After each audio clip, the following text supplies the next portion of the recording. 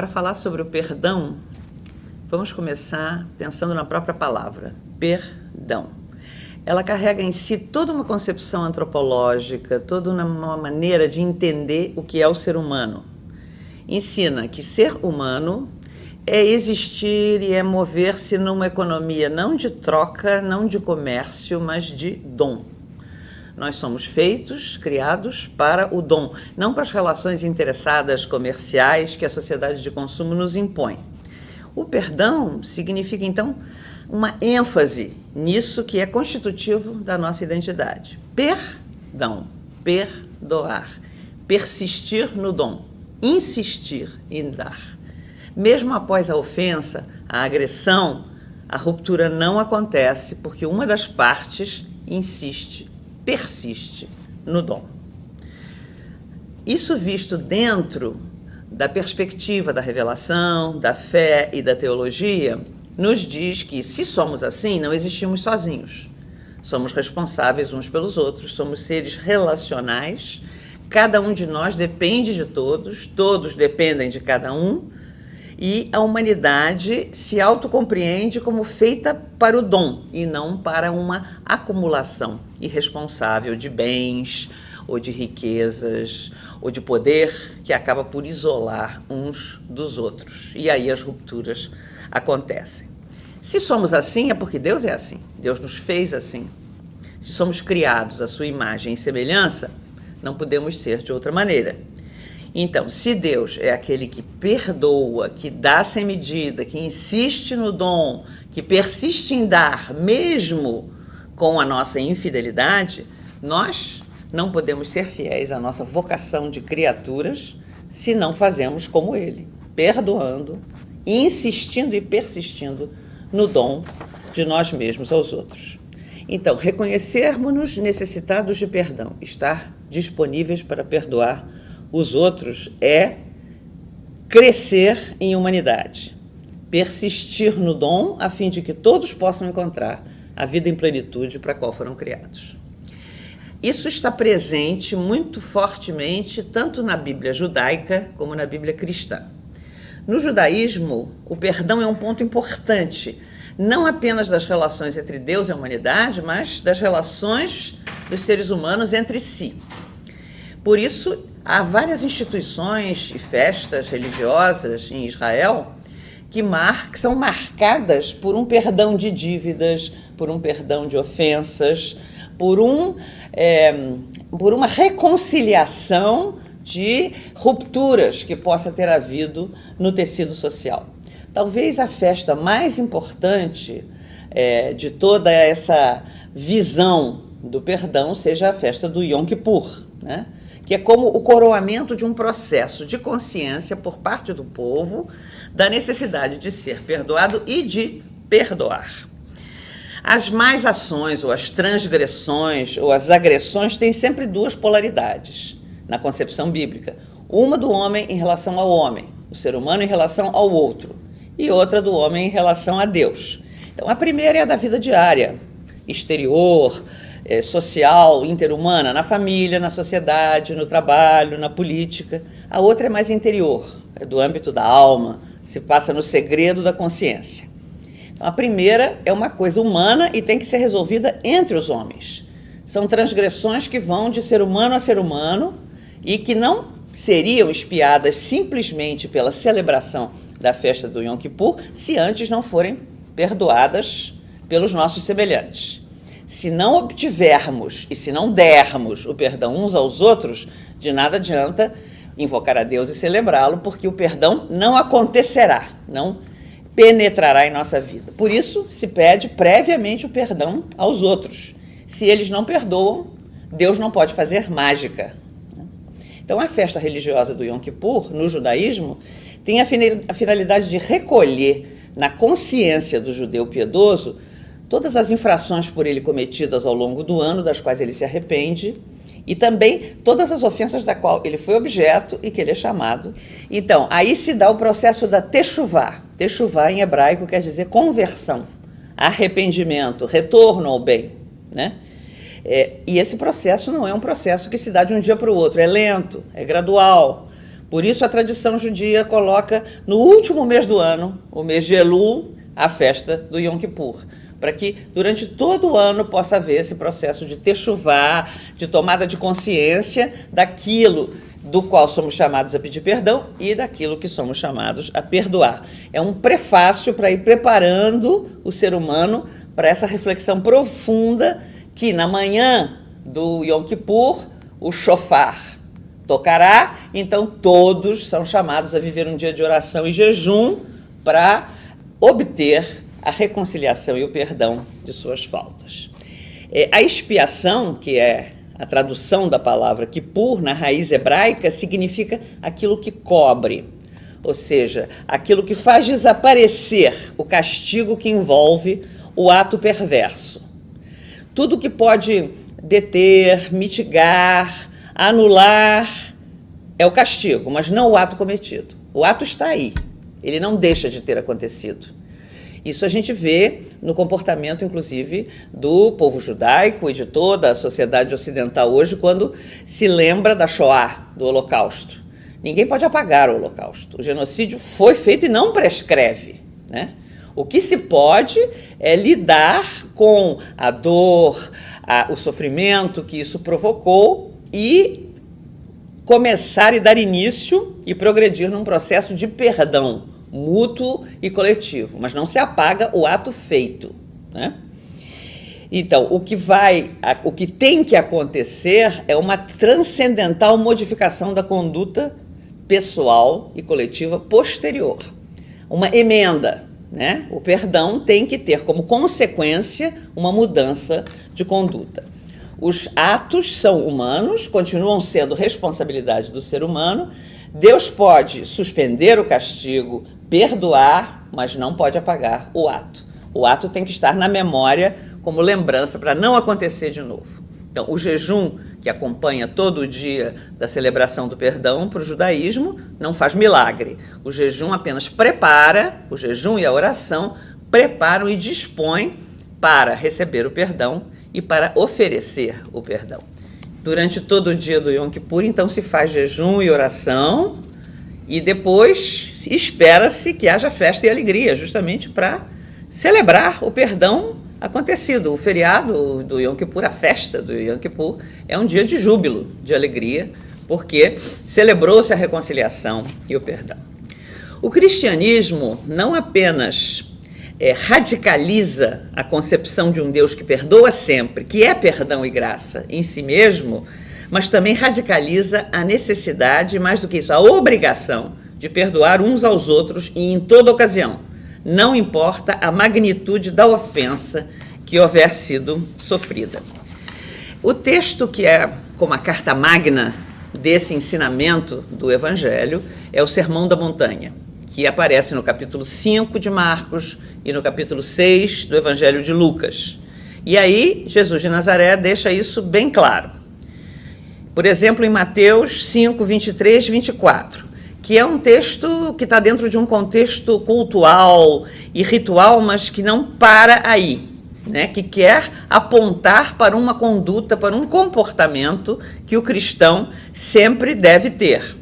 E é aquele que diz: se vais levar a tua oferta ao altar e lembras que o teu irmão tem algo contra ti, deixa a tua oferta no altar, vai primeiro reconciliar-te com teu irmão e depois volta para fazer a tua oferta. Mateus, então, insiste repetidamente sobre isso, sobre o perdão mútuo, como mais importante do que os sacrifícios oferecidos, e sobre o perdão das ofensas suportadas como condição do perdão de Deus mesmo, né? Ele vai dizer que Deus não perdoará vocês se vocês mesmos não se perdoarem uns aos outros, de todo o coração. O perdão, então, não é uma imagem, é um dever que se impõe ao cristão.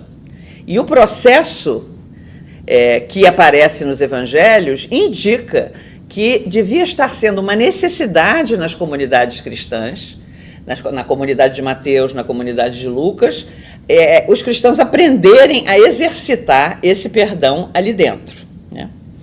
Então, em Mateus 5, 25 a 26, por exemplo, o que vai aparecer, que depois vai ser retomado por Paulo na primeira carta aos Coríntios, é a obrigação por parte daquele que cometeu alguma falta em relação ao outro de pedir perdão ao seu adversário, porque se isso não for feito, ele estará sujeito ao castigo escatológico de Deus. Se ele não pedir perdão ou se ele não perdoar o outro, Deus não o perdoará, né?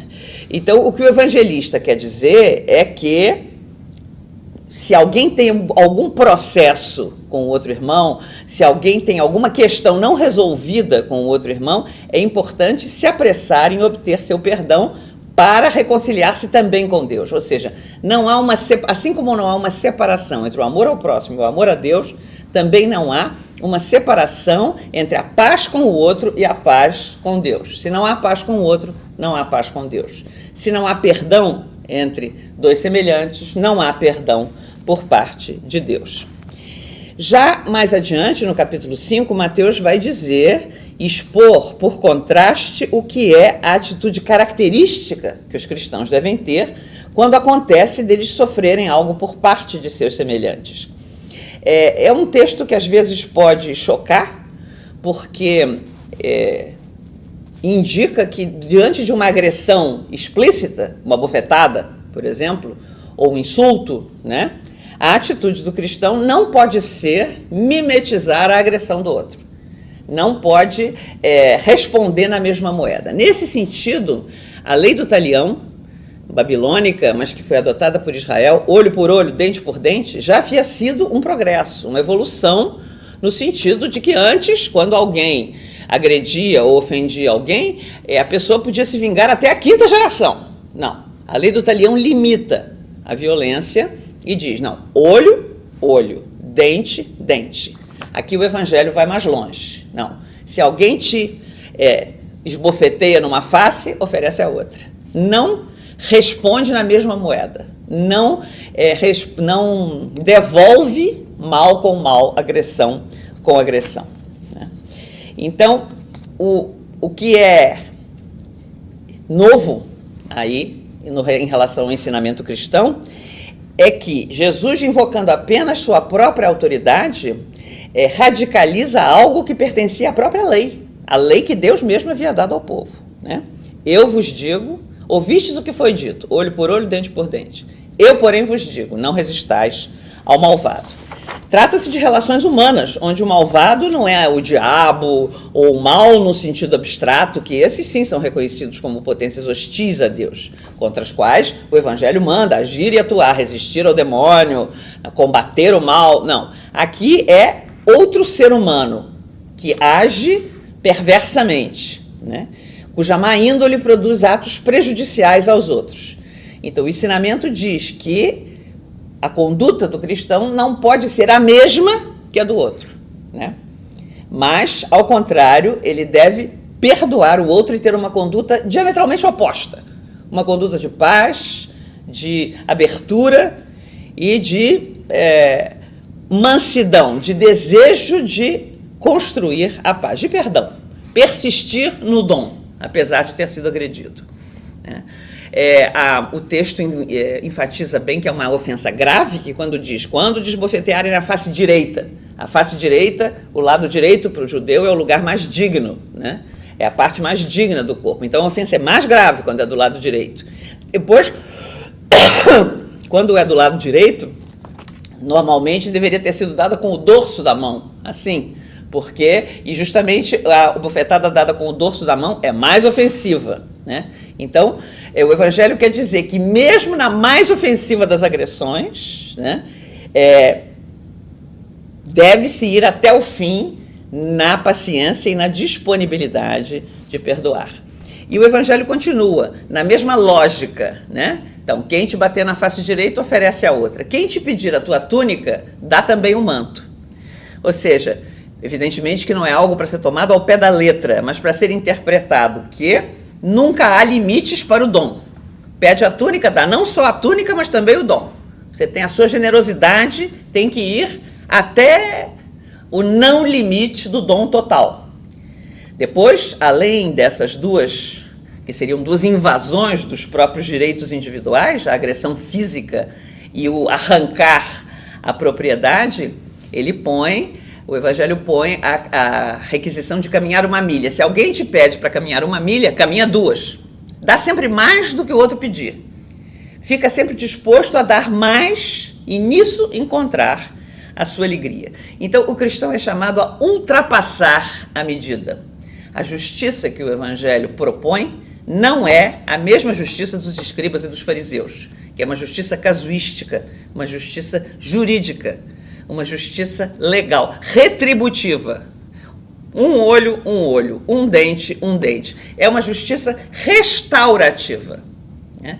É uma justiça que, indo além, saindo do terreno da justiça e entrando no terreno do amor, é capaz de restaurar as relações pela persistência no dom. Não contente com isso, o Evangelho, no mesmo capítulo de Mateus, ainda continua, né? Essa atitude que é de não violência, de resistência passiva, digamos assim, de não devolver a bufetada, de dar a túnica além do manto, de caminhar 2 milhas em vez de 1, agora entra uma conduta ativa, amar ativamente. Então, os versículos 43 a 47 vão trazer o mandamento de amar os inimigos, amar os que não nos amam, amar os que nos prejudicam. Claro que não podemos ser ingênuos nem interpretar ao pé da letra de que amor se trata. Não se trata de uma ternura espontânea, feita de afinidade, seria impossível num caso desses. O termo grego usado para exprimir como seria esse amor é o termo agapan, que mostra que esse amor deriva de um querer não compelido pelo constrangimento que o homem deve se impor quando se trata dos inimigos. É algo que tem que ser tirado do campo puramente psicológico, né? E entrar no campo teológico da caridade. A caridade deve ser exercida sob a forma de bondade ativa. Se alguém te prejudica, faça atos de bondade com ele, né? Então, trata-se de um amor atravessado pelo perdão, de ponta a ponta. Então, não só eu perdoo e estou fazendo você sentir que eu estou te perdoando, mas eu faço gestos amorosos para com você. A linguagem é importante aí. A palavra usada inimigo é uma palavra chocante, porque justamente lembra a guerra, lembra campos adversários, aquele que está contra mim, que está em guerra, né? E se generaliza abarcando toda a situação onde o cristão é maltratado ou mesmo exposto à morte por causa de sua fé. Era uma realidade muito próxima das comunidades quando o Evangelho foi escrito.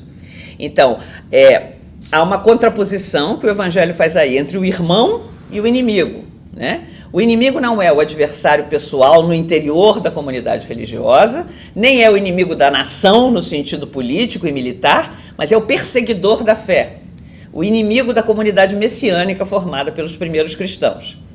E a motivação que o evangelista sublinha para sustentar tal amor e tal exigência é buscada fora do mundo das criaturas. Então, o motivo que sustenta tal conduta, a única coisa que pode motivar e apoiar, dar suporte a uma conduta tal, é a imitação de Deus mesmo. Comportar-se como esse filho de Deus, como filho desse Deus, que faz nascer o sol sobre bons e maus, que faz cair a chuva sobre justos e injustos, que não faz acepção de pessoas, que paga o mesmo salário àqueles que trabalharam o dia inteiro e àqueles que chegaram na última hora, que dá uma festa para receber o filho que foi embora e gastou todo o dinheiro, e que, provocando inclusive o ciúme do filho que ficou, que trabalhou todo o tempo, né? É um Deus desconcertante na sua misericórdia, na sua capacidade de perdoar.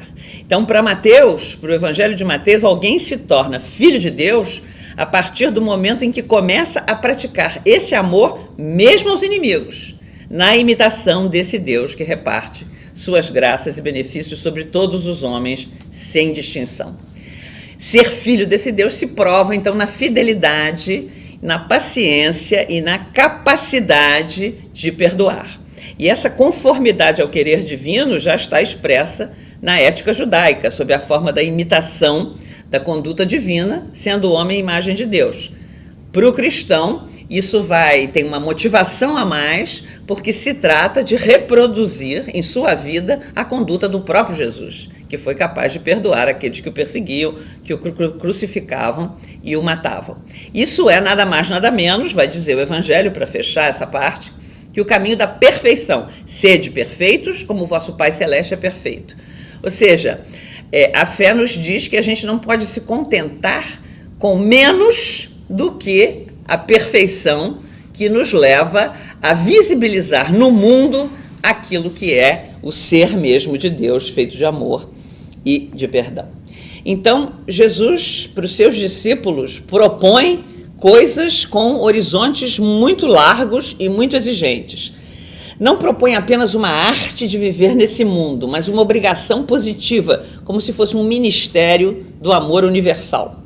Nesse sentido, vai muito além do dever do perdão, tal como era concebido em Israel.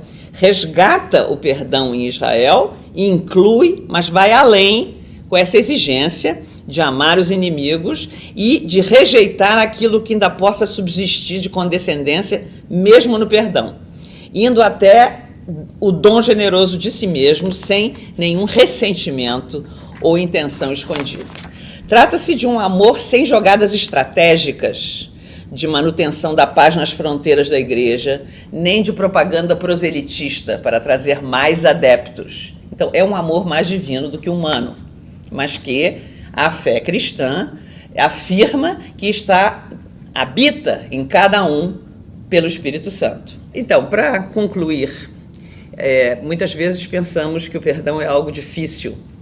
Não é uma coisa fácil, nem evidente, muitas vezes. Porém, se o Evangelho e nele o Sermão da Montanha são propostos por Jesus ao grupo daqueles homens e mulheres que o seguem, não podem ser impraticáveis. Podem ser exigentes, difíceis, mas não impraticáveis. Na verdade, o que a pedagogia de Jesus, que é um homem de seu tempo e de sua cultura, pretende é mostrar aos seus discípulos que quando se trata de dar, de amar, de perdoar, nunca se terá feito bastante. Por isso, ele exorta a perdoar até chegar ao ponto de oferecer a outra face, de despojar-se das suas vestes, de ceder a qualquer demanda feita pelo próximo. Se entramos numa racionalização das formulações do Sermão da Montanha, corremos o risco de esvaziá-las da sua seiva, fazendo-as abandonar o papel dinâmico que elas têm, que é revelar toda a amplidão do chamado à santidade, que é o chamado por excelência para o cristão, que é levar os cristãos a viver radicalmente o amor com todas as suas consequências. Podemos nos perguntar, porque o nosso encontro é sobre o perdão aqui e agora. Como colocar tudo isto em prática aqui e agora?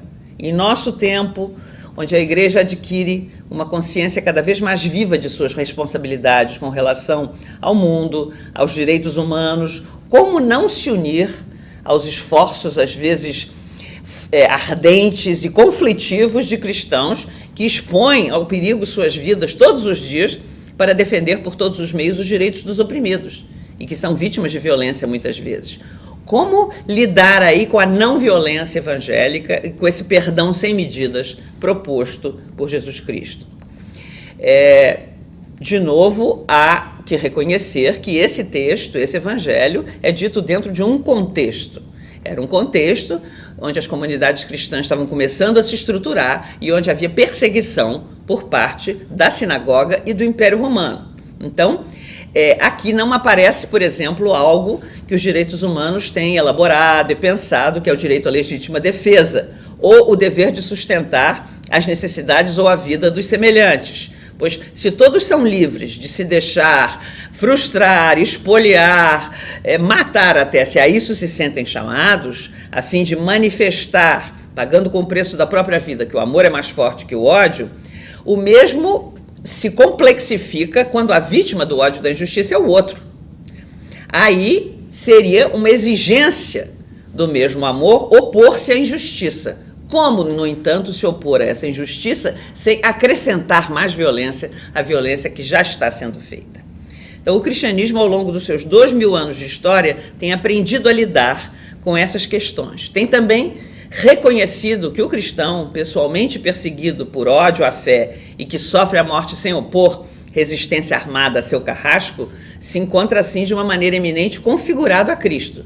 Trata-se do martírio, ou batismo de sangue, do testemunho por excelência, que marcou indelevelmente os começos da vida da igreja e que é afirmado conter eficácia sobrenatural.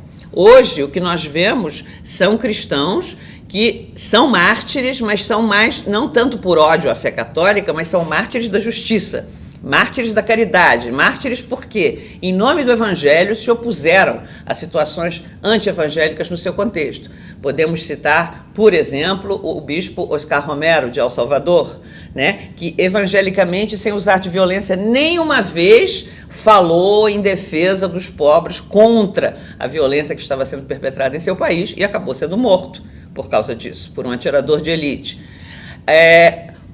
Vimos também, no ano de 89, toda uma comunidade jesuíta ser assassinada na Universidade Católica de El Salvador, porque também se opunha à violação dos direitos humanos que acontecia no país. Recentemente, um filme de grande sucesso e que mostrava uma comunidade de trapistas na Argélia, vivendo no epicentro de uma situação de violência e que escolhe ficar com o risco da própria vida para não se dessolidarizar da comunidade pobre a qual eles serviam, né?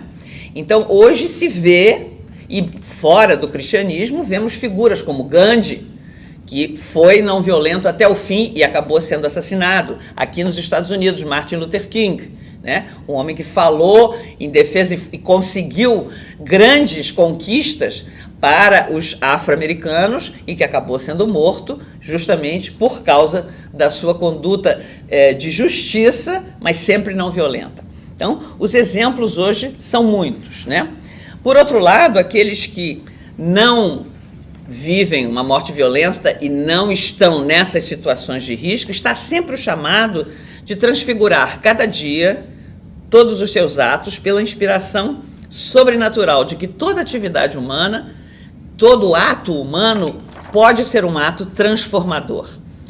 Então, cada uma das condutas pessoais do cristão tem um alcance social e pode, se feita com amor, completar ou acrescentar, como diria São Paulo, o que falta à paixão de Cristo por seu corpo, que é a igreja, a serviço da redenção.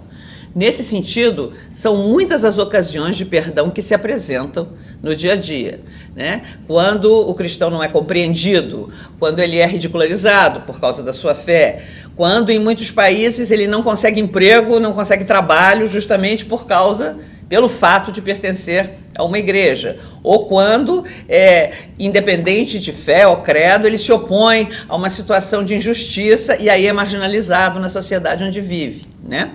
Então, a atitude a adotar aí é esta de persistir no dom, porque se a violência se responde com a violência, só construirá mais violência. A única coisa que consegue parar a espiral da violência e impedi-la de crescer é o perdão, essa persistência no dom.